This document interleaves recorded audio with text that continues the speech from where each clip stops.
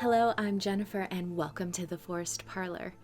If you're into metaphysical practices, you may have heard of the following: cleansing, consecrating, and charging. Now, cleansing might seem a little straightforward.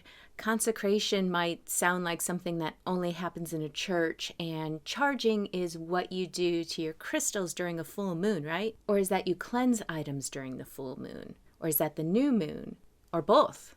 Let's cover cleansing in this video because that normally happens first. Let's say you've come across a new crystal or a tarot deck, or you're even gifted some jewelry. Regardless of what that object is, on a metaphysical level, that object is bringing with it a whole bunch of energy that it has encountered in its life along the way.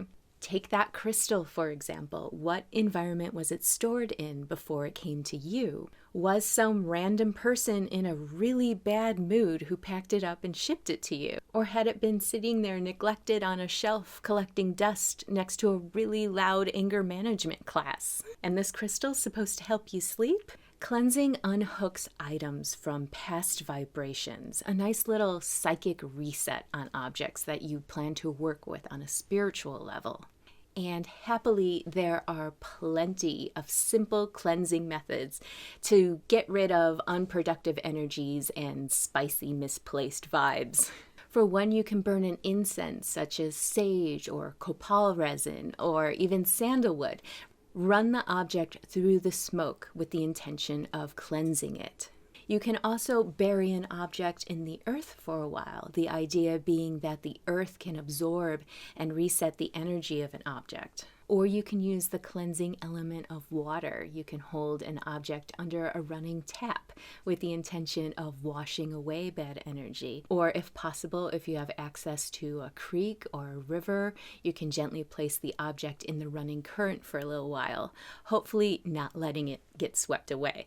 And for a little extra cleansing oomph, you can add salt into water, into a bowl that you place your object in, because salt is considered very cleansing. You can also use the element of fire. Very carefully run an object through a flame, or if appropriate, you can also place an object in a fire for a little while. Obviously, use caution and only do this with objects it makes sense with, which is a point worth making again. Choose a cleansing method that is appropriate to the object you're working with. Don't put metal in a saltwater soak. Don't throw your new tarot deck into a river or your bonfire, that sort of thing. As long as it isn't destructive to the object you're working with, feel free to pick the cleansing method that really speaks to you, because we're talking about your intentions and your energy work. So of course you want to do something in an action that resonates with you. Oh, and you can cleanse and charge your objects in the full moon light if you're willing to wait for the right time in the lunar cycle. Still interested in methods on consecration and charging? Look for those videos soon on my channel. I have already created a video on how to charge moon water, and you can find that in my video library. And I may do more on charging in the future. What do you think about cleansing objects? Do you have a preferred method? Leave me a comment in the video, because I would love to hear your thoughts and continue this conversation. And while you're there, please like, share, and subscribe, because those little actions really do make a big difference and help support my work. That is it for now. Please take care. And if you happen to wander into these woods again, please visit me in the Forest Parlor.